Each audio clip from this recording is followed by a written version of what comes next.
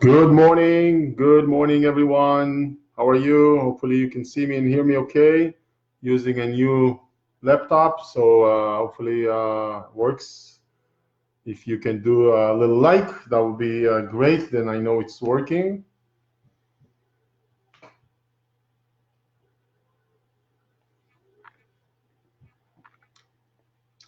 We'll get started in about 30 seconds or so, waiting for people to join. Hello, Yuval. Hello, Yaniv. Hi, Alex. If you can hear me, just to make sure, like a sound check, press like. That'll be great. Then I know we are good.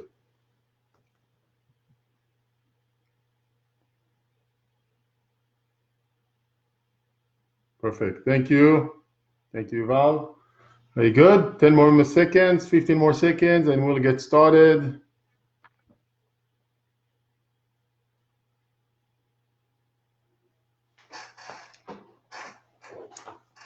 Very good. All right, let's get started with today's topic. We can hear you. Thank you, Yuval. I appreciate it. Hope you're doing well and staying warm.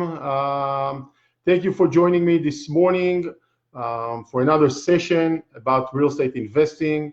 Like I do almost on a weekly basis. On Friday, we try to set up a time. We set up a time on Friday morning, California time, and bring a topic that I think could be interesting. Usually I bring a topic that I just go through the week or weeks of meetings and interaction with other investors, and I bring it forward to this session where I think it can contribute to others, to learn. Today I want to talk about something that lots of us, or many of us, have talked about, hear about. I get people ask me about it, in one way or another, and it's what I called, living the rat race. Living the rat race, it's kind of already an old term, and I've been, in my experience, in the years I've been doing this, I've been hearing about it for many, many years.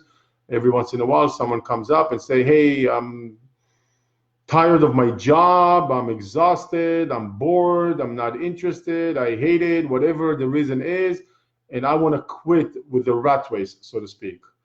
And unfortunately, when I hear people come up to me and say that, they just have in their mind that they want to quit the rat race tomorrow morning and be financially independent, financially free.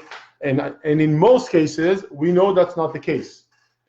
Now, not only that, I think there's a little bit of an adaptation that I see people are either doing or are considering doing in order to kind of not just quit the rat race 100%, maybe find the middle ground.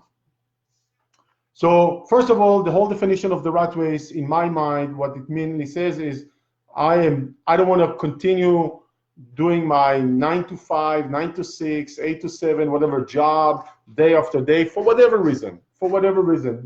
Everybody has their own reason why they don't want to do that. Not everybody wants to quit their job, but many do, and it's okay. Either we're tired, exhausted, we want to change, we want to do something for ourselves for a change, want to be have better or more control of our schedule and time. It's all valid reason. By the way, hang on one second, I neglected to turn on the recording. Never mind. Okay, for the other devices. With that said, the way I look at it is the following. There's a couple of things I want anyone who think about quitting the rat race, you probably want to rethink it for a second. If you are able to quit tomorrow and you're all set, then no need for you to continue listening to this session. If you are someone who's actually interested in doing it, the better way to go about it, in my opinion and experience, is not 100% quit. That's why I call it the 2.0. First of all, put a plan. Let's just say within 2, 3, 4, 5 years from now, you want to completely transition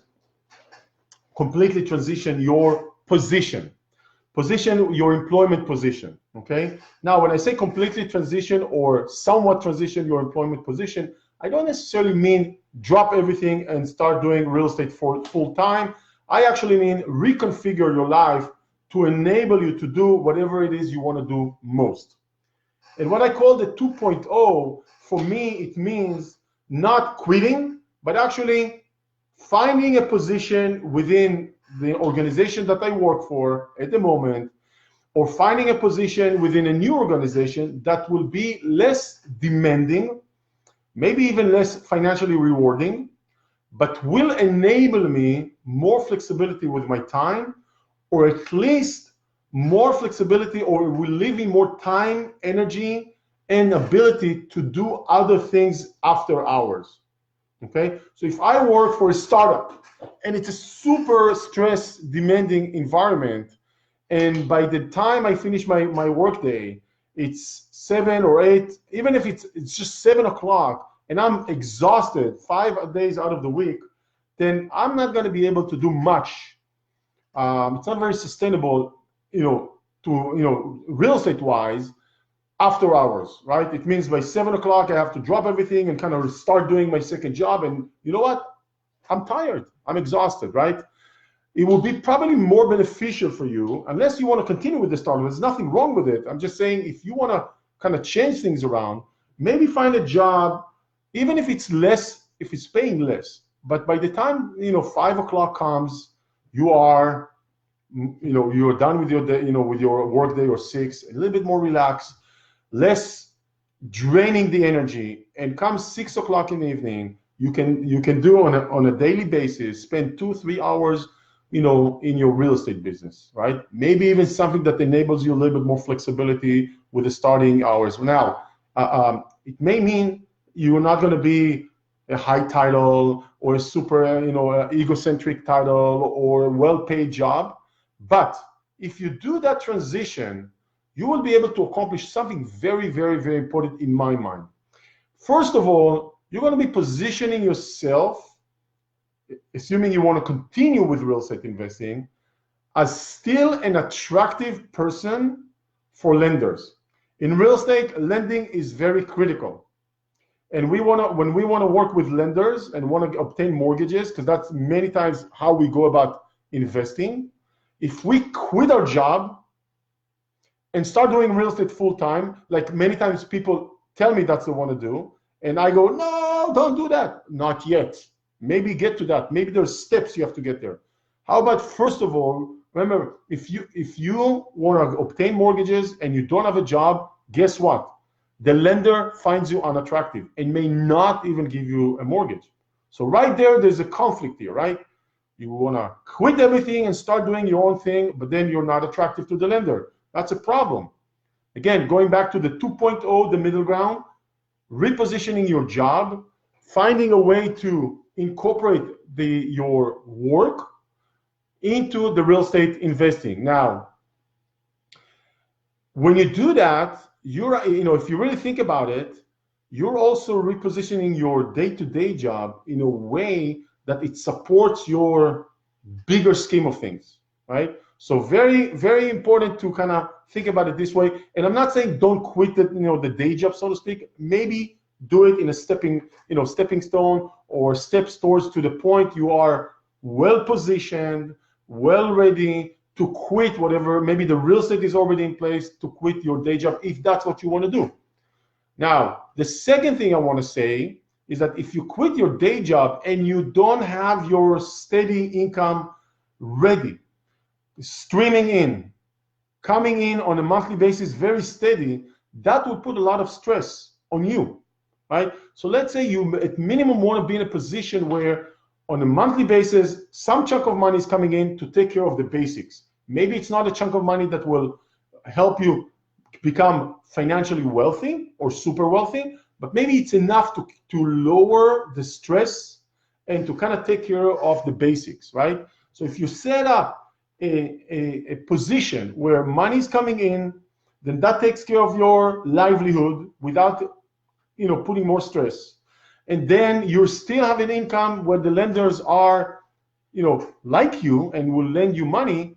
That is probably a better position or better positioning of yourself to the next step, where potentially in a few years, when everything is more said and done, you are ready to quit your day job if you want to. what I'm seeing over the past few years is actually people are not quitting their day job, leaving the rat race. They're just saying, you know what, I'm just going to transfer myself into a more flexible, less demanding, more accommodating, position that will enable me time, energy, attention to do other things, such as real estate. So if you really think about quitting the rat race, I would say give it another thought. Maybe not come up and say I want to quit it tomorrow, but maybe create a plan how you're going to go towards quitting it in 2, 3, 4, 5 years. And a better probably position would be to find an employment position that will enable you to do more real estate. By the way, when you're working and employed, and you already understand that the lenders love you, and financial, you're more financially steady with an income. Guess what? Maybe that job also brings more money into your life that helps you with the real estate. Real estate many times takes, depends on the type of investment, but many times it takes time to really accumulate and start, making money from, significant money from the actual investment. It's possible, but sometimes, going through some learning curve, going through some testing, going through finding your own kind of niche or your own position is probably better before you kind of drop everything and start doing real estate. Maybe it's a smarter way, safer way, a little bit more accommodating way for you to go to that point where you can say, now it's 5 years later, I have multiple rental properties, all generating some income, enough for me to leave off and do more real estate, and that's great. That's great. I obviously wish for everyone here to be in a position where they decide to do with their income and employment whatever they want. If it's leaving the startup or joining a startup or doing a real estate full-time or part-time, whatever you want, that's what I wish for you to get to. But maybe it's better to plan there and not just drop everything overnight, so to speak. Which I do see people, as much as some may think, who's going to do that? You'll be surprised that people are, that I speak to, not too often, but it does come up. They come up, and this is one of their few first sentences when we meet. They say, "I want to quit my job," and it sounds like they want to do it immediately, not wait for some. I see a comment here.